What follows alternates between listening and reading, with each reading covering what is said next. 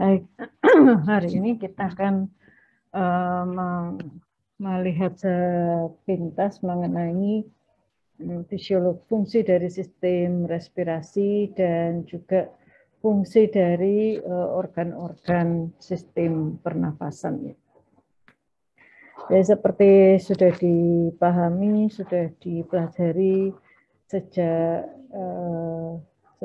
di sekolah-sekolah sebelumnya bahwa fungsi sistem respirasi yang utama adalah menyediakan oksigen dan membuang kelebihan karbon dioksida.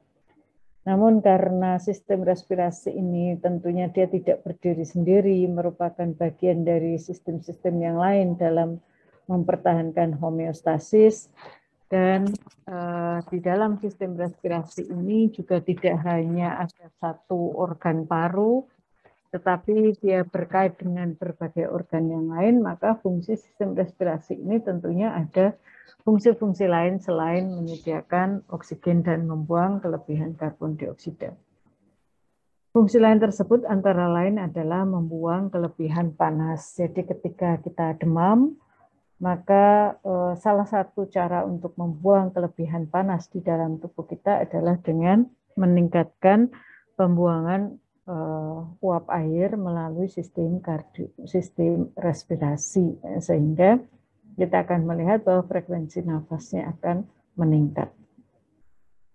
Kemudian seperti yang dipelajari di dalam sistem kardiovaskuler, ketika kita ingin mengembalikan darah ke dalam ventrikel pada saat fase diastolik, maka kita membutuhkan bantuan dari pompa respirasi untuk menurunkan tekanan di dalam rongga toraks. Maka salah satu fungsi sistem respirasi adalah meningkatkan venous rhythm. Ketika sistem respirasi itu berhasil untuk menurunkan tekanan di dalam ruang toraks, maka venous rhythm-nya pasti akan berhasil dengan baik. Tetapi ketika tekanan rongga toraks itu tidak bisa diturunkan, maka venous rhythm pasti juga tidak akan bisa kembali ke dalam ventricle dalam jumlah yang cukup. Akibatnya siklus jantung pasti terhambat, nanti stroke volume-nya turun, cardiac output-nya juga akan berkurang. Kemudian fungsi lain dari sistem respirasi adalah untuk menjadi bagian dari sistem yang menjaga keseimbangan asam dan basa, tentunya dengan cara mengatur tekanan parsial karbon dioksida yang ada di dalam sirkulasi bersama dengan ginjal. Nah, karena organ yang masuk di dalam sistem respirasi itu ada banyak, salah satunya di sana ada pita suara, di mana pita suara ini akan bergetar apabila ada udara ekspirasi yang kuat mengalir melalui saluran pernafasan dan akan menggetarkan pita suara dengan baik, maka akan menghasilkan bunyi. Nah, selain karena getaran pita suara, maka rongga-rongga di dalam tubuh kita, baik di kepala maupun di toraks, itu juga akan berfungsi sebagai resonator. Nah, sehingga ketika ada inflamasi, misalnya sedang pilek, ada pembengkakan di dalam rongga hidung atau ada pembengkakan di saluran pernafasan yang lain, maka produksi suara pasti akan terganggu. Suaranya yang tadinya merdu, dia akan menjadi sengau, kadang menjadi serak. Ya. Nah, ini karena ada gangguan resonansi atau gangguan getaran pita suara. Nah, fungsi lain yang berkait dengan sistem respirasi adalah ketika kita meniup sesuatu, meniup trompet, meniup balon, ya, meniup lilin, kita menggunakan sistem respirasi. Demikian juga artis-artis yang dapat berpura-pura menangis, berpura-pura tertawa, terbahak-bahak, sebetulnya sedang memainkan frekuensi pernafasan, sedang memainkan banyaknya udara ekspirasi dan inspirasi. Jadi maka menjadi artis itu harus belajar sistem respirasi dengan baik supaya dia bisa menggunakannya setiap saat dengan baik. Nah, kemudian di atap rongga hidung itu terdapat reseptor yang berfungsi untuk menangkap bau yang terlarut di dalam udara yang mengalir di sekitar kita. Bau yang ditangkap ini berkait dengan sistem respirasi, ya. Jadi dia berfungsi untuk mencium bau menghidung, ya. Nah, kemudian karena kita tahu bahwa sistem respirasi itu adalah salah satu sistem yang setiap saat berhubungan terpajan dengan lingkungan sekitar, maka diciptakan bahwa sistem respirasi itu memiliki mekanisme perlindungan yang sangat kuat, baik itu berupa barier fisik maupun barier kimia dan juga humoral dan seluler. Jadi defense mechanism sepanjang sistem respirasi itu banyak. Maka gangguan-gangguan pada sistem respirasi ini juga akan berkaitan juga dengan gangguan pada sistem imun. Ada alergi, ya kan? Ada gangguan mekanisme imun yang lain, ini selalu berkait dengan sistem respirasi. Nah, yang terakhir, karena sistem respirasi ini juga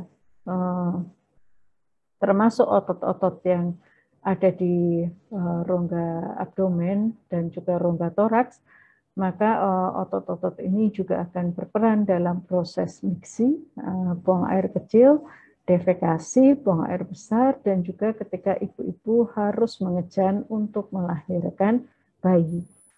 Maka ibu-ibu hamil ini disarankan untuk melakukan senam untuk memperkuat otot-otot pernafasan, memperkuat, membesarkan kapasitas pernafasannya, supaya ketika nanti dia melahirkan secara normal akan bisa mengejan dengan baik. Nah, ini adalah fungsi dari sistem respirasi. Apakah ada yang ingin didiskusikan dari fungsi sistem respirasi?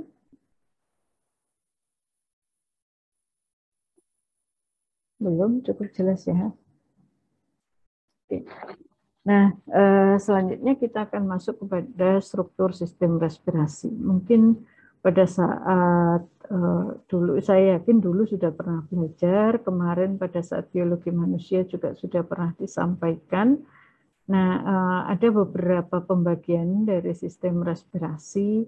Saya ambil pembagian yang paling sederhana, pembagian saluran nafas atas itu mengambil mulai dari rongga hidung, faring, laring, saluran nafas bawah dimulai dari trachea, bronkus, bronkiolus, sampai kemudian paru.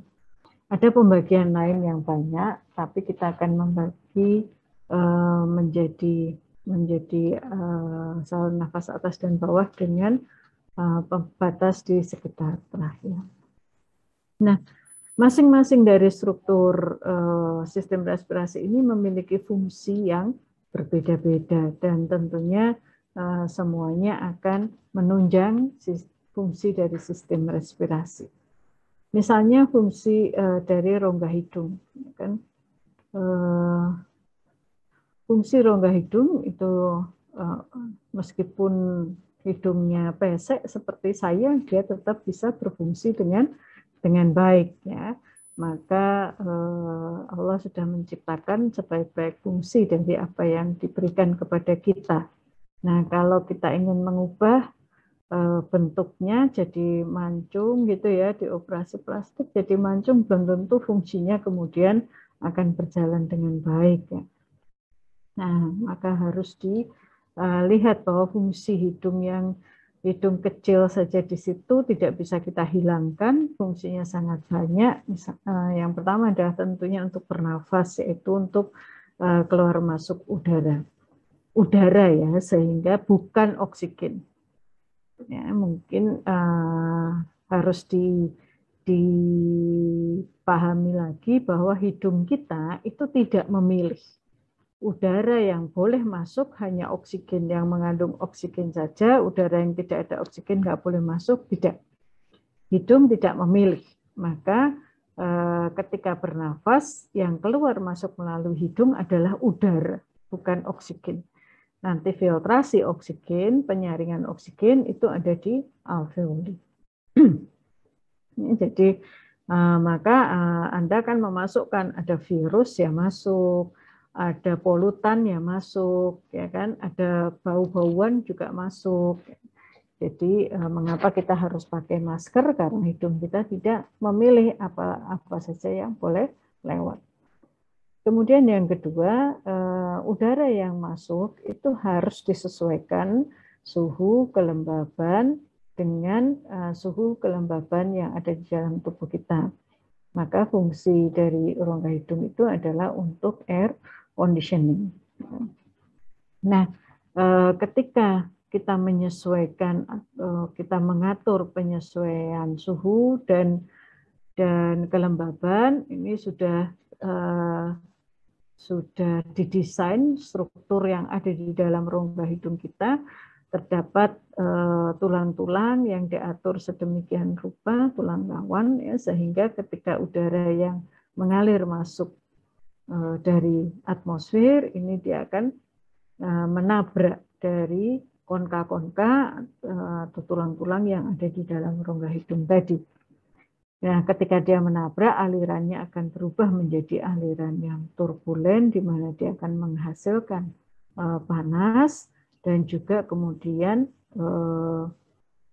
materi-materi yang ada di dalam udara pernafasan tadi yang memiliki berat molekul besar, yang diameternya besar, dia kemudian akan menempel pada mukosa-mukosa di sepanjang konka. Sisanya yang lain kemudian akan bisa masuk ke saluran nafas bagian bawah.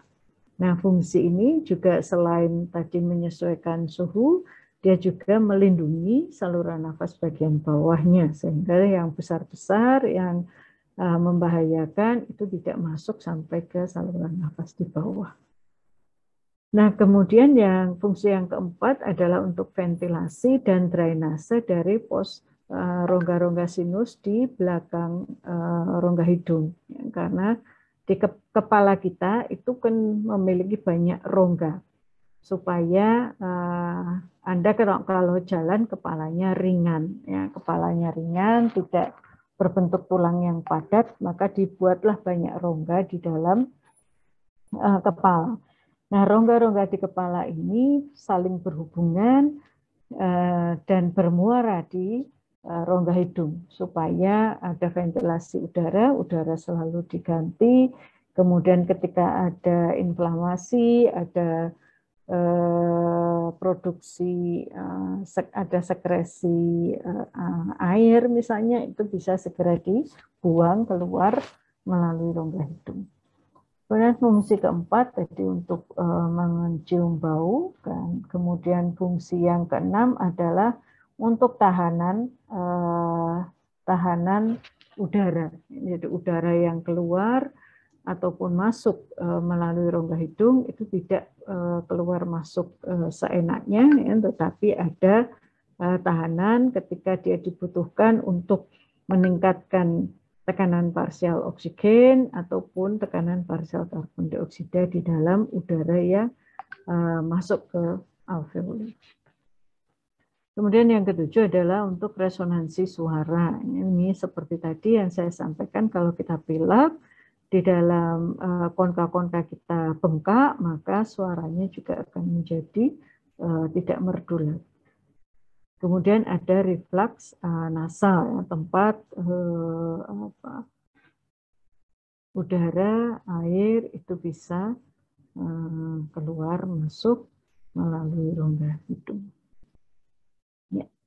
Nah, ini yang saya sampaikan tadi, bahwa udara inspirasi dia biasanya akan mengalir laminer, ya kan? Dia akan melewati susunan konka-konka, kemudian dia harus berlapis-lapis, dan dia akan menabrak pada konka-konka tadi untuk menempelkan partikel-partikel besar dan juga untuk mengubah suhu. Nah, ketika ekspirasi, maka karena udara ekspirasi itu alirannya lebih deras, maka dia masuk sudah dalam bentuk turbulen yang kemudian akan membawa partikel-partikel yang ditempelkan di mukosa tadi untuk kemudian dibuang ke udara ekspirasi. Ya, ini proses yang normal. Nah, nanti kalau proses kita bersin, maka ekspirasinya adalah ekspirasi yang lebih kuat lagi. Ya, jadi yang menempel ini kemudian akan lebih mudah dibuang keluar. Nah, rongga hidung yang kecil ini pun ternyata ada siklusnya, ya, sehingga tadi di bawah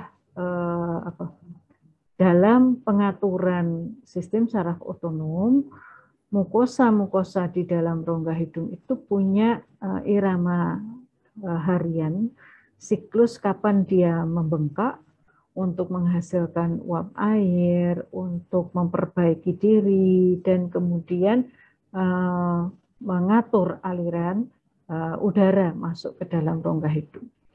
Jadi setiap saat kita bernafas, itu sebetulnya tidak kedua lubang hidung kita itu berfungsi bersamaan.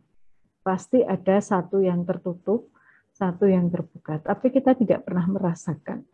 Nah, ini yang seringkali saya sampaikan kepada teman-teman mahasiswa S1 terutama, bahwa kita bernafas saja nggak pernah bersyukur kok kalau bisa bernafas. Nggak pernah sadar kalau kita itu bernafas. Nah, apalagi mau mikir bahwa ternyata hidung saya yang berfungsi hanya satu, yang satu nanti mereka gantian. Baru ketika pilek, ketika diberi pilek ada satu sumbatan sedikit saja pada salah satu rongga hidung, kita sudah bingung. Aduh, hidung saya mampet, sudah bingung cari minyak kayu putih, cari yang lain, ya kan? Nah, barulah kita sadar bahwa ternyata kita itu butuh bernafas. Ya. Nah, siklus hidung kanan dan kiri itu berlangsung kurang lebih selama 2-12 jam. Jadi rata-rata satu hidung dia akan terbuka selama 2,5-4 jam, kemudian akan gantian lagi dengan rongga hidung yang lain. Ya, jadi kurang lebih bentuknya akan seperti ini. Dia bergantian kanan dan kiri. Ya, maka kalau dia ada sumbatan, ya, di salah satu hidung, misalnya hidung kanannya bengkak, maka yang bekerja terus-menerus adalah hidung yang kiri. Nah, lama-lama kemudian dia akan mengalami gangguan juga karena dia tidak bisa memperbaiki kerusakan akibat aliran udara. Nah, ini tadi fungsi sebagai air conditioning. Ketika untuk mengatur suhu, selain adanya aliran turbulen, di atap rongga hidung kita ini juga terdapat jejaring pembuluh darah. Jejaring pembuluh darah dalam bentuk plexus yang kita sebut sebagai plexus Hasselbalch. Nah, plexus ini yang kemudian dia bisa melakukan vasodilatasi atau vasokonstriksi tergantung situasi.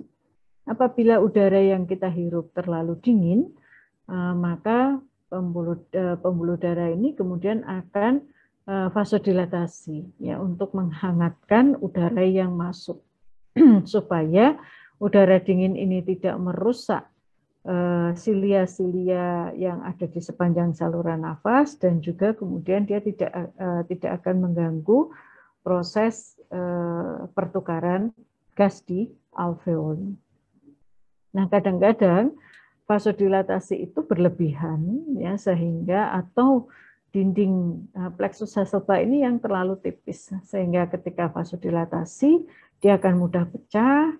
Kemudian kita akan mengenal itu sebagai sebagai kondisi mimisan ya, atau epistaxis. Ya. Maka karena plexus Hasselbalch ini letaknya di atap rongga hidung, Maka ketika kita mimisan, dia harus ditekan agar tidak banyak darah yang keluar. Maka yang ditekan adalah di atap rongga hidung. Demikian juga kalau kita berada di suhu yang sangat panas, maka pembuluh darah ini kemudian akan vasokonstriksi agar udara yang masuk tadi akan menurunkan suhunya, ya, terserap suhunya, sehingga udara yang masuk ke dalam saluran pernafasan ini suhunya akan tetap sesuai dengan suhu udara di dalam tubuh kita. Nah, tadi selain menyamakan suhu juga melembabkan, ya, karena ketika di dalam alveoli harus terjadi pertukaran gas, perlu gas-gas ini terlarut di dalam uap air. Nah, selain itu, udara yang kering akan merusakkan lapisan dinding saluran pernafasan. Maka udara itu harus dalam kondisi yang lembab, ya, sehingga ketika dia udara lewat di saluran pernafasan, dia tidak akan merusak epitel dan silia-silia di sepanjang saluran pernafasan. Mungkin sampai di sini ada yang ingin didiskusikan? Izin bertanya, dokter. Ya, silakan. Mengenai yang dokter bilang tadi kan ketika kita bernafas itu hanya salah satu rongga hidung yang berfungsi gitu kan, dok. Dan dokter bilang ketika kita pilek itu kan tersumbat jadinya kan, dok. Itu kan kita buru-buru tuh cari kayak minyak kayu putih atau apa bau-bauan yang kuat lah. Itu gimana tuh, dokter? Bagaimana cara misalnya apakah karena kita mencium bau yang kuat gitu jadi sumbatan kita tuh jadi terangsang untuk mencium lagi gitu penciuman kita tuh apa gimana, dokter? Ya, jadi ketika kita pilek misalnya itu kan berarti ada inflamasi, mungkin inflamasi pada mukosa-mukosa yang ada di sepanjang konka di rongga hidung kita. Nah, ketika kita tadi mencari kayu putih ataupun obat hirup yang lain, maka kayu putih dan obat hirup yang lain itu fungsinya adalah dekongestan, yang kemudian dia akan menyebabkan, proses inflamasinya berkurang, pembengkakannya akan menurun, sehingga tekanan terhadap reseptor penciuman tadi akan berkurang. Reseptor penciuman itu ada di atap rongga hidung. Nah, kalau kita bengkak, reseptornya itu juga akan tertutupi, sehingga kita tidak bisa mencium sama sekali. Nah, kemudian ketika pembengkakan ini berkurang, ya, maka si reseptor ini akan bisa berfungsi menjadi kembali ke fungsinya yang semula. Tapi ini berbeda dengan kalau kita anosmia pada COVID, ya. Anosmia pada COVID bukan karena fungsi kongesti saja, tetapi ada juga kerusakan pada reseptor penghidup. Maka kalau orang yang COVID, anosmia itu seringkali dia tidak kembali segera. Kadang-kadang beberapa orang dia kembalinya lama, meskipun sudah tidak pilek, sudah tidak ada gangguan, tapi anosmianya lama karena salah satu efek dari virus COVID ini dia bisa merusak reseptor. Tapi ada juga yang mungkin dia tidak sampai rusak, hanya tertekan oleh pembengkakan dari mukosa-mukosa di sekitar. Begitu. Baik, terima kasih banyak dokter atas penjelasannya. Ya, sama-sama. Monggo, Bu Smita, silakan. Begini dok, nuntun sangat. Ini terkait dengan penuaan dok, itu prosesnya bagaimana nih? Maksudnya? Yang di sistem ini kalau misalnya terjadi penuaan itu prosesnya bagaimana nih? Prosesnya ya banyak, maksudnya ini Mungkin bisa diperjelas maksudnya proses penuaan di seluruh sistem respirasi atau pada organ-organ respirasinya. Pada ini dok, di sini dok, apakah mempengaruhi mukosanya atau sensorisnya atau bagaimana gitu? Ya, proses penuaan itu kan general ya, dia bisa terjadi di semua hal. Intinya bahwa kalau di dalam rongga hidung itu tadi yang paling berfungsi adalah mukosa yang ada di konka. Nah, di sana juga ada silia-silia. Nah, proses penuaan itu bisa menyebabkan kakunya silia, sehingga silia yang harusnya dia selalu bergerak dengan kecepatan tertentu untuk menangkap, untuk membuang materi-materi, partikel-partikel, dia tidak bisa bekerja dengan baik lagi, ya, sehingga banyak partikel asing yang besar-besar itu juga akhirnya akan masuk ke saluran nafas yang selanjutnya.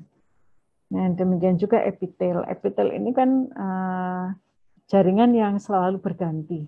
Ya. Tetapi harus kita ingat bahwa semua itu ada programnya, ada waktunya. Ketika epitel dibentuk, mungkin dia diprogram untuk bisa diganti sekian kali sampai umur hitungannya mungkin sekian kali sampai umur 80 tahun misalnya seperti itu.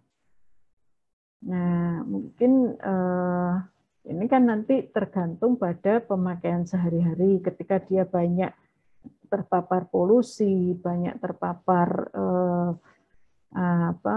uap yang merusak epitel, maka pergantiannya menjadi lebih sering. Padahal programnya kan tetap. Kalau dia diprogram hanya bisa berganti 100 kali, hitungannya normalnya hitungannya 100 kali itu bisa sampai usia 80 tahun, misalnya demikian. Tapi karena dia hidup di daerah dengan polutan yang besar, maka epitel ini kan cepat rusak, dia cepat diganti. Maka hitungan penggantian 100 kali itu tidak bisa sampai 80 tahun, mungkin hanya sampai 50 tahun. Nah, akhirnya ketika dia usia sudah 50 tahun, epitelnya tidak bisa lagi diganti, adanya adalah epitel-epitel yang kemudian tinggal rusak gitu. Jadi fungsi untuk pelembaban, fungsi untuk menangkap debu, partikel asing, virus, bakteri itu kemudian juga menjadi berkurang, sangat berkurang, maka orang tua ini akan lebih mudah untuk terpapar polusi, terinfeksi oleh virus, bakteri, jamur, dan yang lain. Gitu. Mungkin Bu Husnita. Iya dok, maturun sangat. Oke, ya.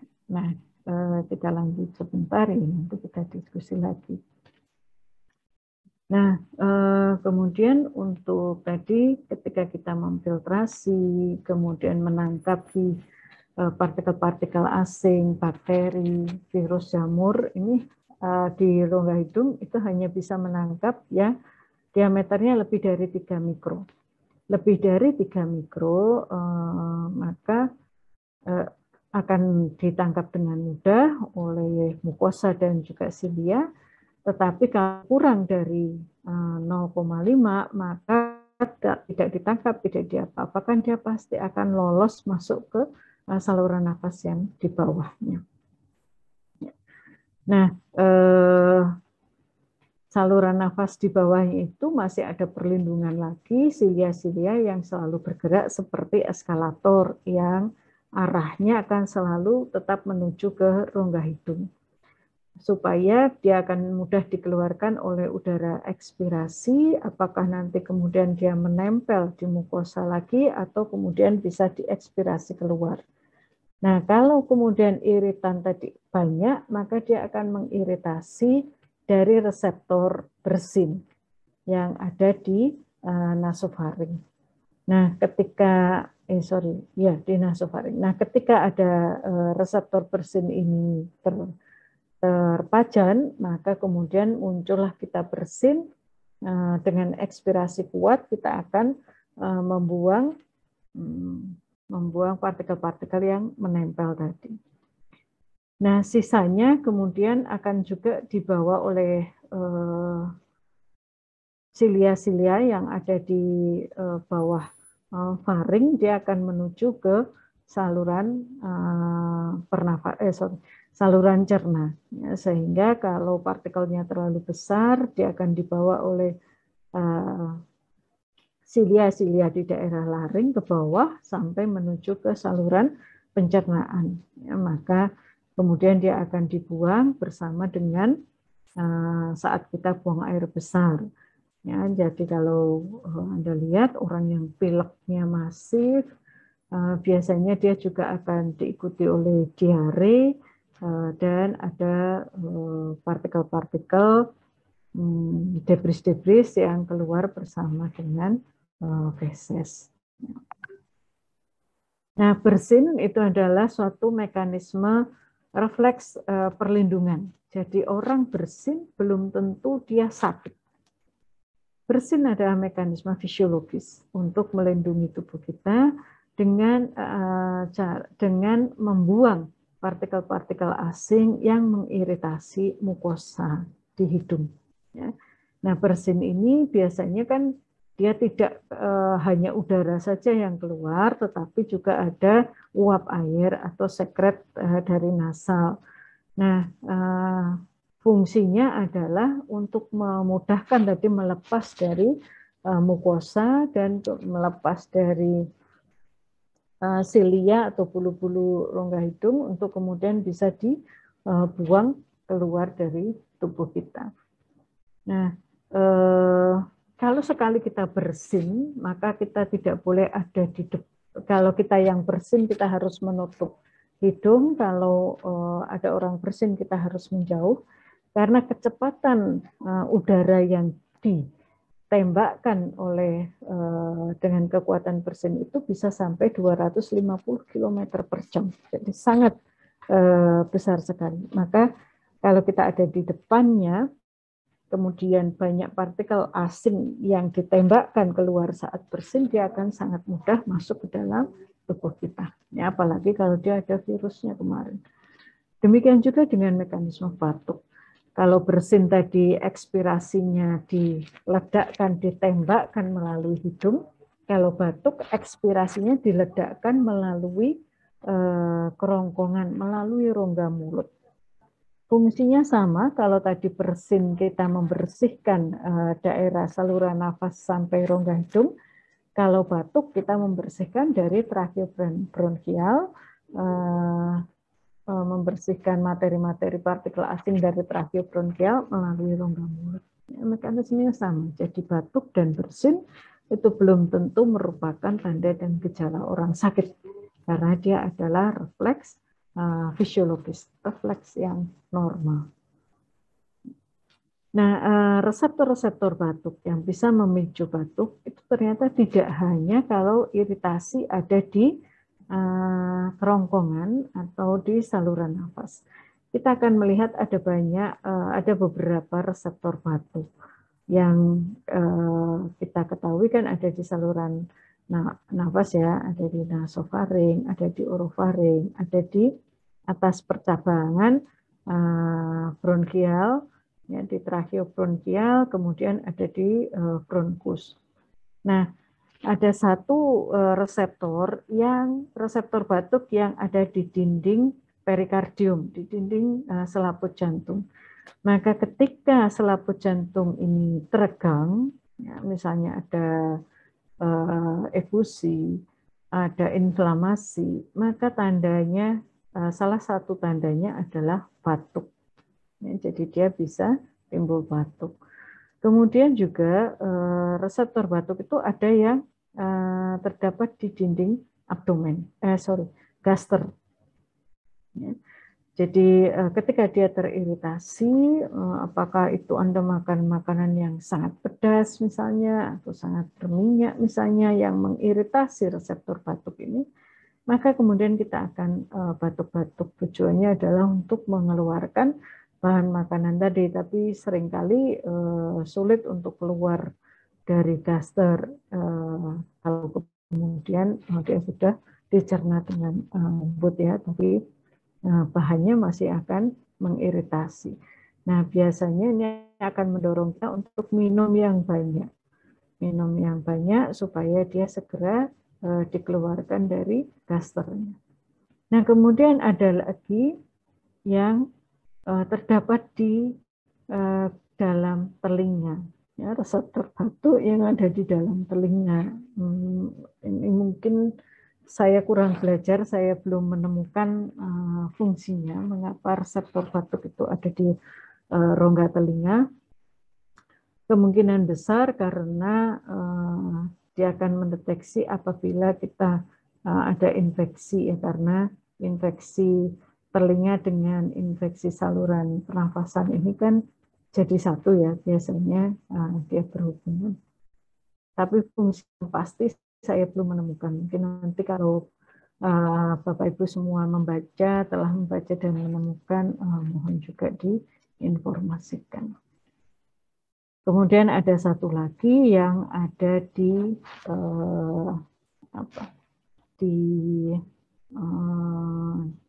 bawah ventrikel keempat dari otak.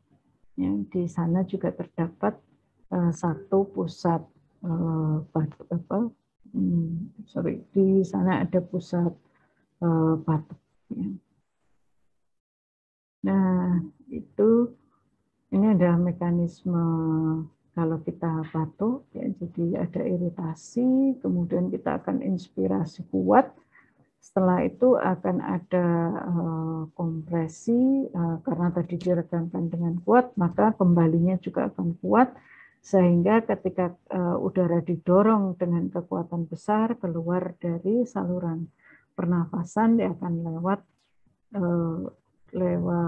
rongga mulut, kemudian akan dikeluarkan sebagai batuk, dan dia berbunyi karena menggetarkan pita suara yang ada di saluran pernafasan. Oke, nah setelah dari hidung, struktur sistem respirasi akan masuk ke faring, laring, trachea. Nah, laring dan trachea ini juga memiliki silia-silia yang selalu bergerak.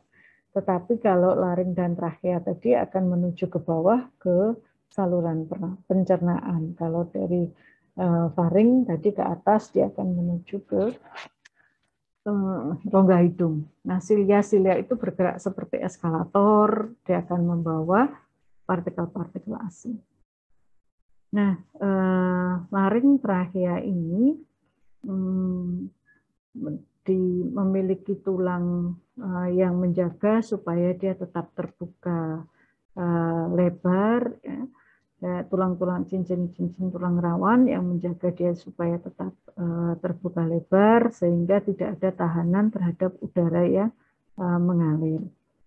Nah, tetapi ketika masuk ke dalam bercabang menjadi bronkus, percabangan ini akan membuat diameternya lebih kecil, kemudian akan meningkatkan luas area permukaan juga. Dengan meningkatnya luas area permukaan, maka kecepatan aliran udara itu menjadi melambat. Kalau tadi dari rongga hidung sampai ke trachea, kecepatannya cukup besar, tapi ketika masuk ke cabang-cabang bronkus, aliran udara ini kemudian akan melambat karena dia harus masuk ke percabangan-percabangan bronkus. Percabangan bronkus ini biasanya disebut sebagai generasi. Ya, ada beberapa buku dengan angka yang berbeda-beda, tapi kalau kita lihat di Ganong, itu percabangannya sekitar 22 generasi. Nah, kemudian percabangan ini akan kita sebut sebagai bronkiolus, yang kemudian akan berakhir di menjadi gelembung-gelembung alveoli. Nah, di sepanjang percabangan bronkus ini terdapat banyak sekali reseptor muskarinik dan beta 2 adrenergik. karena di sana kalau tadi trachea itu cincin tulang rawanya besar, kalau sudah masuk ke dalam bronkus bronkiolus, tulang rawanya akan berkurang dan yang lebih banyak adalah otot polos. Nah, otot polos inilah yang kemudian dia disarafi baik oleh saraf parasimpatis maupun saraf simpatis. Nah, karena otot polos ini bisa kontraksi dan relaksasi, maka ketika rangsangnya itu bronkokonstriktor, maka dia akan menyebabkan kontraksi dari otot polos di sekitar bronkus yang kemudian bronkusnya menyempit. Akibatnya tahanan terhadap aliran udara menjadi besar dan kemudian kita menjadi sesak nafas. Tetapi kalau dia bersifat bronkodilator, maka otot polos ini kemudian akan relaksasi, maka diameter bronkusnya membesar, aliran udara akan menjadi lebih mudah. Ya. Nah, saya kira untuk ventilasi paru ini mestinya sudah nanti akan dijelaskan oleh Dr. Rahma atau Dr. John ya.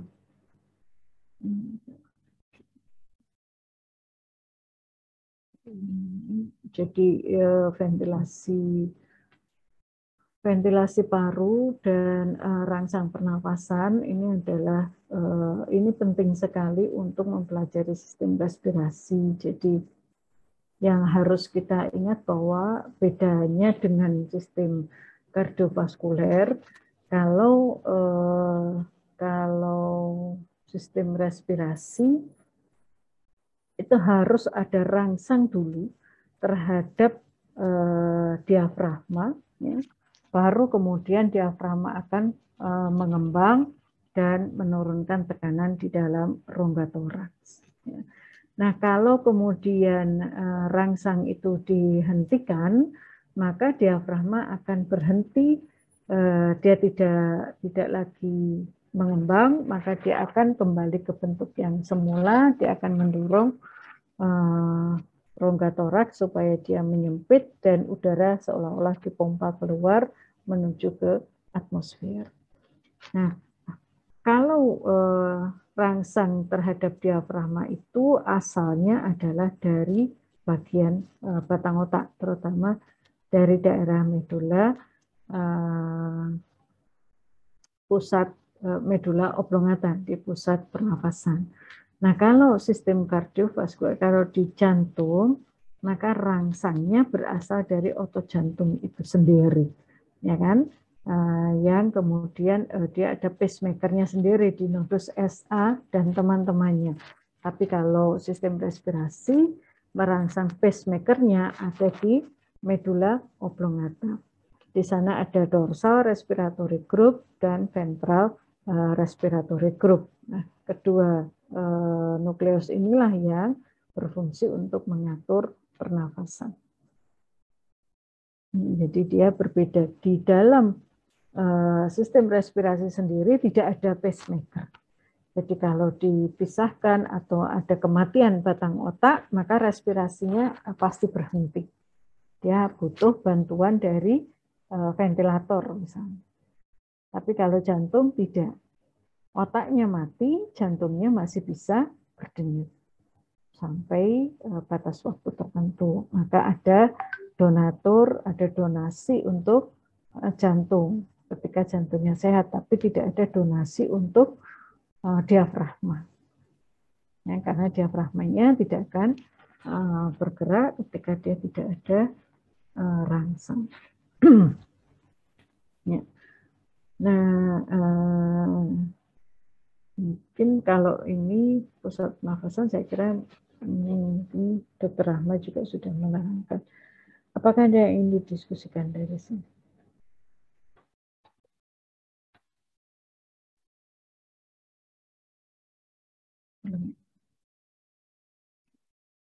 Ya, ini pusat pernafasan.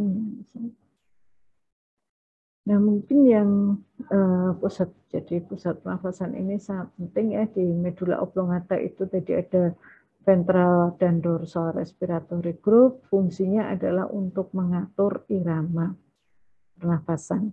Irama pernafasan normal itu adalah 2 detik inspirasi, 3 detik ekspirasi. Itu, dia harus berjalan normal. Kalau iramanya berubah, maka yang terjadi adalah mungkin kita cegukan, ya kan? Mungkin kita sesak nafas.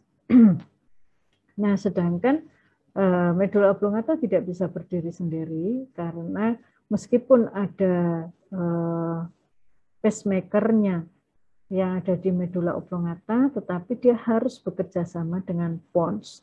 Di dalam pons itu ada pusat pneumotaksik dan pusat apnestik. Pusat pneumotaksik itu akan mengatur kedalaman bernafas. Jadi kalau tadi iramanya 2 detik inspirasi, 3 detik ekspirasi, sekarang kedalamannya seperti apa? Apakah kita seperti menarik nafas dalam atau kita terengah-engah pendek-pendek, ya,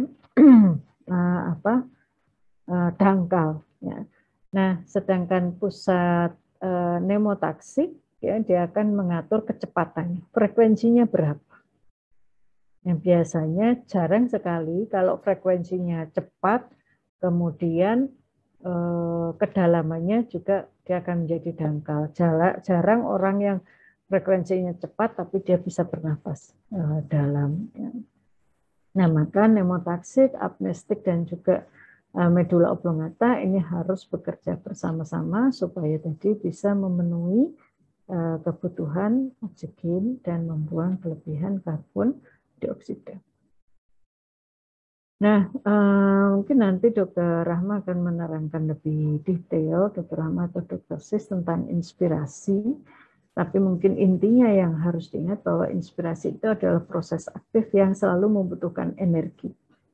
Sepertiga energi yang kita hasilkan dari metabolisme tubuh kita itu digunakan untuk bernafas. Maka kalau kemudian tahanan saluran nafasnya meningkat, misalnya kita lihat ada bronkokonstriksi, misalnya penderita asma, ya kan, dia ada bronkokonstriksi. Ketika bronkusnya menyempit, aliran udara pernafasan itu berkurang, ya kan, tahanannya meningkat, maka proses inspirasi itu akan membutuhkan energi yang banyak. Kita lihat orang yang sesak nafas itu di akhirnya kan kelihatan capek sekali, ya, karena energinya banyak. Nah, proses membutuhkan energi karena dia ada interaksi antara kerja compliance, bagaimana dia harus mengembangkan rangka dada, dia harus mengembangkan paru, kemudian elastic work untuk menahan supaya kedua organ ini yang selalu ingin kembali ke bentuk semula, dia jangan kembali dulu, dia harus mengembang dulu supaya tekanannya kemudian bisa diturunkan dan udara bisa masuk. Nah, ini berlawanan dengan kalau kita kita meniup balon, ya. Kalau kita meniup balon kan kita akan memberikan volume udara, ya, meniup kan, mengisi udara, meningkatkan tekanan di dalam balon tadi. Tapi kalau paru kita, dia harus menurunkan dulu tekanannya, baru udara bisa masuk. Jadi prosesnya sedikit berbeda. Nah, proses menurunkan tekanan di dalam paru ini adalah untuk menahan supaya dia tidak kembali ke bentuk semula, karena bentuk semulanya adalah kecil, ya, dia elastis, dan fungsi untuk mengembangkan, menarik supaya bisa mengembang semaksimal mungkin, itu adalah kerja compliance. Kerja elastiknya menahan, tidak kembali, kemudian kerja melawan tahanan jaringan. Kalau jaringannya sehat, dia tidak ada tahanan, tetapi kalau misalnya parunya pernah sobek, parunya pernah infeksi, di sana terbentuk jaringan fibrus, maka tahanan terhadap jaringan ini juga menjadi besar. Kemudian ada tahanan terhadap saluran nafas. Nah, kalau kita dalam kondisi sehat, normal, tahanan saluran nafas itu sudah didesain kecil sekali, seperti halnya tahanan terhadap aliran darah. Kalau masih ingat atau Anda membaca bahwa pada pembuluh darah di arteriola dia bercabang-cabang, ya kan? Tetapi cabang-cabangnya dibuat paralel. Nah, demikian juga tahanan saluran nafas di bronkiolus yang 22 kali dia bercabang tadi, cabangnya paralel. Sehingga kalau kita masih ingat hukum fisika, tahanan yang disusun secara paralel di ujungnya dia akan sangat kecil. Tetapi kalau tahanan itu disusun secara seri, maka di ujung sana dia akan menjadi sangat besar. Nah, bronkiolus, arteriola itu susunannya adalah paralel. Maka selama tidak ada konstriksi di tengahnya, tidak ada penyempitan, tidak ada sumbatan, maka tahanan terhadap aliran udara ini kecil. Tapi interaksi antara keempat hal ini bisa menjadi cukup besar yang membutuhkan banyak energi. Misalnya ketika kita kehilangan surfaktan. Surfaktan itu adalah lapisan yang ada di alveoli yang menahan yang menjaga supaya alveoli itu mudah sekali untuk mengembang. Ya. Nah, surfaktan ini bisa rusak misalnya karena polutan, misalnya karena rokok. Kalau surfaktannya hilang, maka kerja compliance tadi akan menjadi sangat besar karena dia harus bisa mendorong alveoli untuk mengembang dengan kekuatan dari otot-otot dinding toraks. Nah,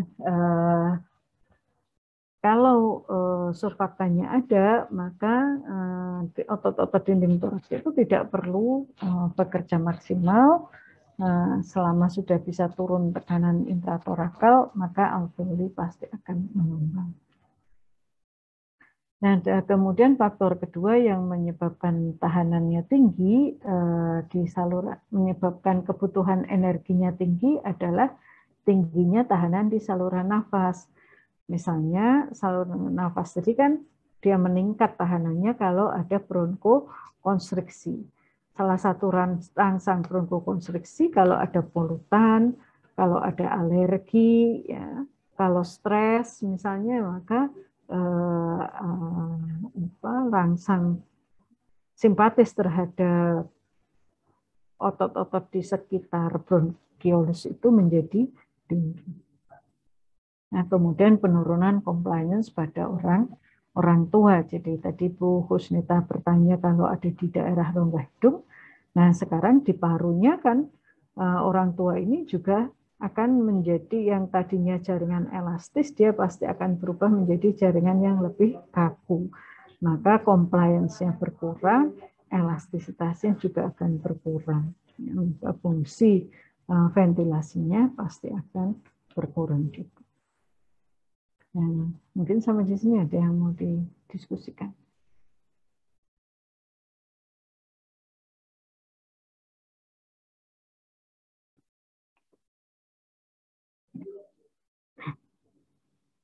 Jadi ini compliance ya. Compliance itu kemudahan paru dan rongga toraks untuk mengembang. Kalau kita berikan tekanan, contoh paling mudah kan kalau kita melihat balon, beberapa macam balon, kemudian ada beberapa macam ban, ada ban dalam, ban motor, ban truk, ban bis, itu kan beda-beda. Sama-sama kita berikan tekanan, kita berikan udara, dia akan mengembang. Tapi ada yang ditiup saja dia mengembang, ada yang harus pakai kompresor dengan tekanan yang tinggi. Nah, itu kemudahan dia untuk mengembang, itulah yang disebut sebagai compliance. Nah, setelah melewati tadi bronkus bronkiolus, maka di ujung terminal dari bronkus bronkiolus itu ada alveoli. Alveoli itu berbentuk seperti gelembung. Alveoli ini dibuat ketika kita masih ada di dalam kandungan, jumlahnya sekitar 300. Jumlahnya sekitar 300.000 Nah, ketika kemudian si bayi ini dilahirkan sampai kemudian dia mencapai usia pubertas, jumlahnya akan meningkat hingga sekitar 3 juta gelembung. Tetapi setelah pubertas tidak ada penambahan jumlah gelembung lagi.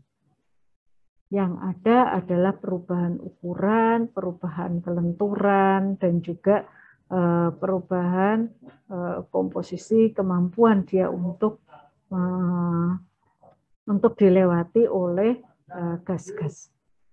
Nah, maka kalau ada gangguan, ada kerusakan alveoli setelah dia pubertas, maka biasanya sulit sekali untuk digantikan dengan alveoli baru. Nah, padahal alveoli yang rusak ini kan penyebabnya banyak. Ada polutan, ada rokok. Ya. Jadi kalau orang tua merokok di dekat bayi, di dekat anak sebelum pubertas, maka dia masih bisa digantikan. Tetapi setelah pubertas, ya kerusakannya tidak bisa digantikan lagi. Apalagi kemudian si anak ikut-ikutan merokok. Ya. Nah, jumlah alveolinya akan makin berkurang seiring dengan peningkatan usianya. Nah, satu alveoli itu akan dikelilingi oleh kapiler yang banyak. Jadi satu dibungkus oleh kapiler yang banyak. Nah, maka alveoli dengan bungkus kapiler itu akan membuat luas permukaan untuk pertukaran gas. Gas yang masuk tadi dari ventilasi dan juga yang dibawa oleh sirkulasi. Nah, kalau kita buka luas permukaan tadi, alveolinya dibuka, kemudian pembuluh darah yang ada di sekitarnya itu kita buka juga, maka dia akan membentuk, kalau kita bentangkan begitu, luas permukaannya seluas lapangan sepak bola. Nah, di dalam paru kita, kalau masih ingat cardiac output yang dipompa oleh jantung setiap 1 menit itu hanya 5 liter. 5 liter dari cardiac output ventricle kiri akan masuk ke paru. Dia akan melewati alveoli. Alveoli yang luasnya seluas lapangan sepak bola. Maka Anda bayangkan 5 liter kita tuang di lapangan sepak bola tadi, dia tidak akan kelihatan. Maka pertukaran gas yang terjadi di alveoli itu hanya berlangsung kurang dari 1/4 milisecond saja. Dia sudah selesai bertukar, kemudian dia akan dikembalikan ke ventrikel kiri untuk diedarkan ke seluruh tubuh. Nah, di sini ada mau ditanyakan mungkin?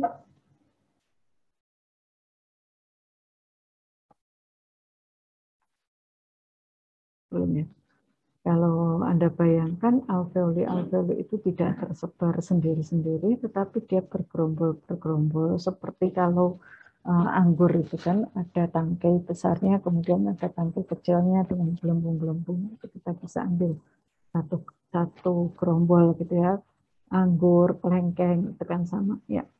Nah, dalam setiap gerombol itu mereka akan saling menjaga. Tidak boleh ada satu butir pun yang kempes.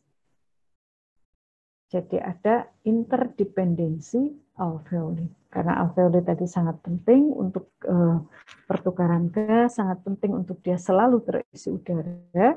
Maka ketika ada satu gelembung yang kempes, gelembung yang lain akan memberikan udara dan tekanannya kepada gelembung yang satu tadi. Sehingga dia tidak akan mengalami pengempisan. Tapi kalau ada beberapa yang kempes sehingga sekitarnya tidak bisa menjaga, maka mereka malah akan bersama-sama mengalami kerusakan. Jadi itu efek buruk interdependensi alveoli, karena antar alveoli itu dia dekat, kemudian dia dihubungkan oleh satu pori-pori kon yang bisa dilewati udara, bukan gas ya. Pori-pori kon ini dilewati udara untuk menjaga tekanan udara di dalam alveolinya. Nah, selain adanya interdependensi alveoli, tadi ada surfaktan. Surfaktan itu yang lapisan yang menjaga, seperti lapisan deterjen yang menjaga supaya alveolinya tetap terbuka. Jadi karena dinding alveoli itu sebetulnya dilapisi oleh air agar dia tidak mudah rusak, agar oksigen karbon dioksida itu lebih mudah lewat kalau dia terlarut lebih dulu di dalam air. Tetapi kita tahu bahwa gaya tarik-menarik antar molekul air itu sangat kuat. Sehingga kalau Anda punya balon, di dalam balon itu dilapisi air, maka dindingnya akan mengkerut karena dia ada gaya tarik-menarik antar molekul air yang kuat. Nah, surfaktan ini isinya lemak. Dia akan memecah gaya tarik-menarik antar molekul air tadi, sehingga alveolinya tetap terlapisi oleh air, tapi dia tidak cenderung untuk mengempis. Nah, surfaktan ini seharusnya sudah dibuat sejak seorang bayi ada di dalam kandungan. Kalau kemudian ternyata dia lahir kekurangan surfaktan, maka disebut sebagai hyaline membrane disease atau respiratory distress syndrome. Biasanya bisa disebabkan karena ibu merokok, karena gangguan hormon tiroid, glukokortikoid, ataupun gangguan insulin. Oke, sampai di sini ada yang mau ditanyakan? Oke.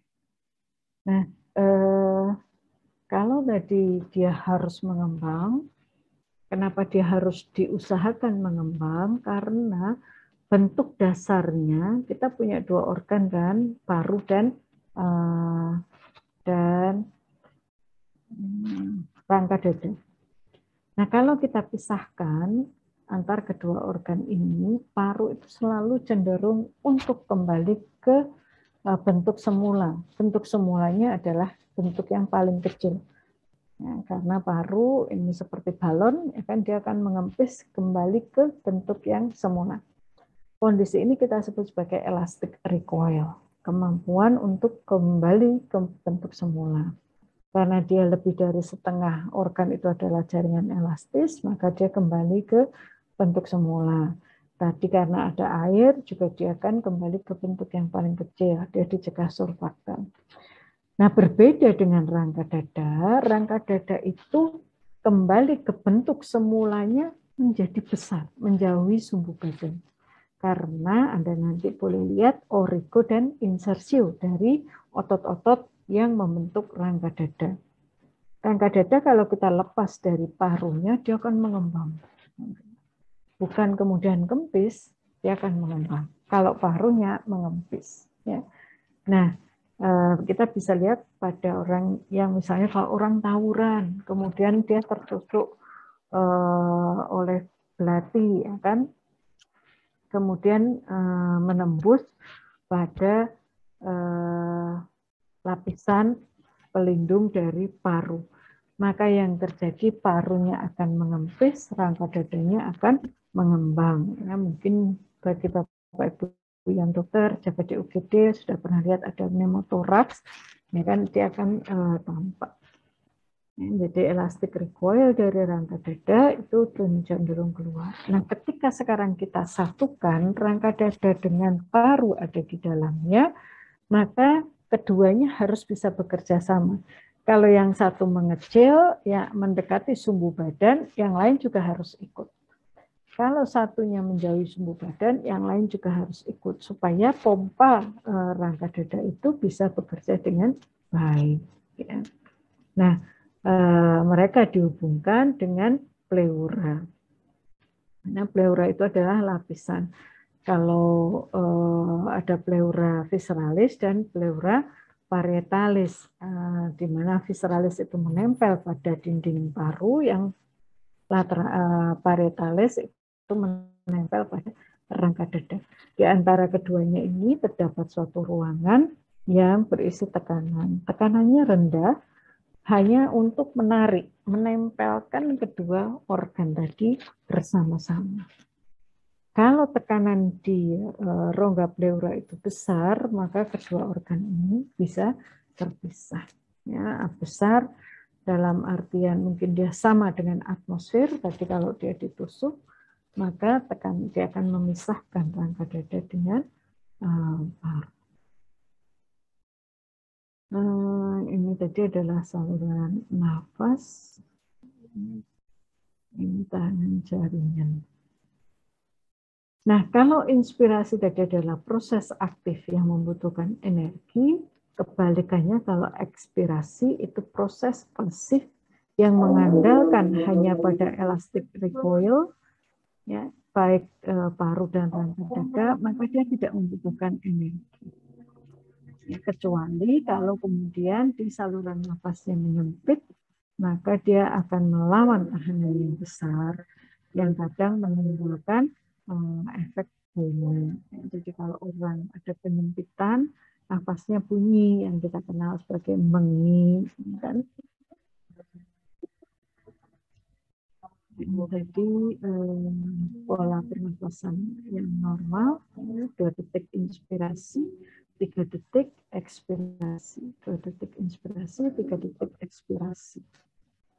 Nah, kapan pola pernafasan ini berubah? Jadi kalau kita cegukan, misalnya orang zaman dahulu sudah pintar.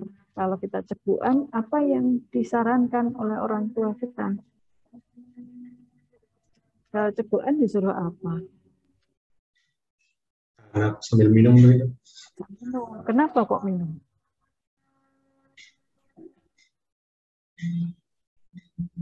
Kenapa minum?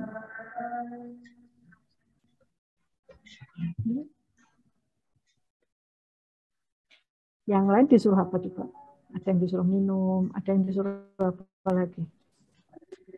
Tahan nafas. Tahan nafas. Ada yang diminta apa lagi? Ada yang dikageti, ya kan? Ada yang diangeti. Intinya mau apa sih? Kenapa kok? Dan itu kan berhasil. Lebih sering berhasilnya. Kenapa? Apa sih yang orang tua kita lakukan itu? Kalau dia tahu, orang cegukan harus tahan nafas. Minum itu kan intinya juga menahan nafas sebetulnya tuh. Kan kalau minum bernafas agak keselak. Ya, minum ya mesti menahan nafas. Intinya apa? Intinya mengembalikan ke pola pernapasan ini. Ketika kita berhenti bernafas sejenak, maka akan ada rangsang ke pusat pernapasan untuk memulai kembali bernafas. Nah, memulai kembali itu dia akan kembali ke pola pernapasan yang semula. Jadi harus ditahan untuk dikembalikan sebetulnya ke 2 detik karena 3 detik. Karena kalau cegukan itu mungkin inspirasinya kan lebih pendek biasanya. Ya. Nah, jadi pola inilah yang kita sebut sebagai pola pernafasan yang normal breathing rhythm. Ya, faktor-faktor lain yang mempengaruhi pernafasan ada banyak ya, ada pengendalian dari pusat pernafasan. Nah, pengendalian pusat pernafasan ini juga dipengaruhi oleh faktor lain, misalnya tadi oleh emosi, limbik, maka kita menangis. Ketika kita menangis itu sebetulnya ada perubahan pola pernafasan. Ya. Kemudian ada rangsang nyeri, ya kan? Ketika kita nyeri, kita juga akan mengubah pola pernafasan, berhenti sejenak atau kemudian jadi cegukan. Kemudian ada rangsang dari kemoreseptor perifer, kemoreseptor sentral, ada reseptor regang, ada reseptor iritan, ada reseptor proprioseptor yang ada di otot dan sendi. Ini banyak faktor yang mempengaruhi. Ini banyak faktor yang mempengaruhi pusat pernafasan. Ya. Bahkan ini kan ada di sphincter anus bayi, itu kan bayi baru lahir, dia akan dibuat menangis apakah diperiksa suhunya, dimasuki termometer, atau kemudian ditekan sphincter anusnya ya, dengan tangannya Bu Bidan misalnya ya, supaya dia menangis ya kan. Ketika dia menangis dia akan merangsang pusat pernafasan. Nah, mungkin ini yang kita lihat, refleks Hering-Boyer ini adalah refleks yang menghubungkan, ini ada refleks perlindungan yang menghubungkan antara sistem respirasi dengan sistem kardiovaskuler.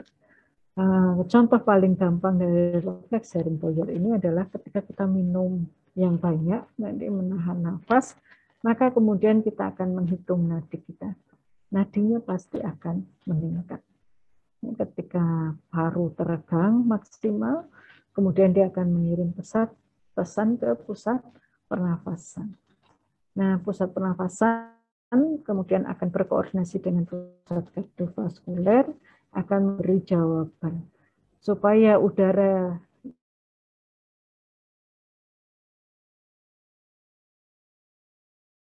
segera diedarkan ke seluruh tubuh supaya dia tidak menyebabkan perubahan tekanan parsial di sirkulasi. Kalau tekanan parsial oksigen karbon dioksida berubah, mesti keseimbangan asam basanya terganggu.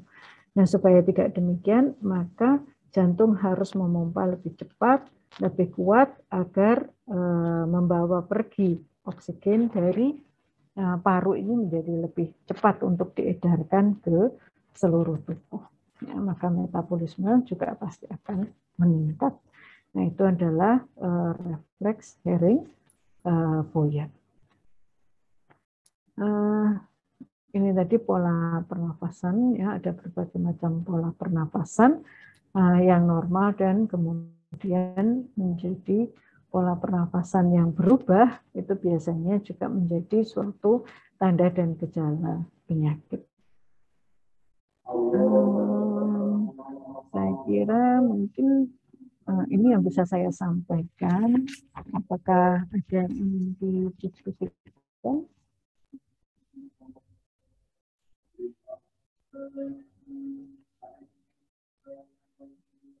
Tidak. Baik, kalau tidak ada, mungkin pertemuan hari ini bisa kita cukupkan sampai di sini. Selamat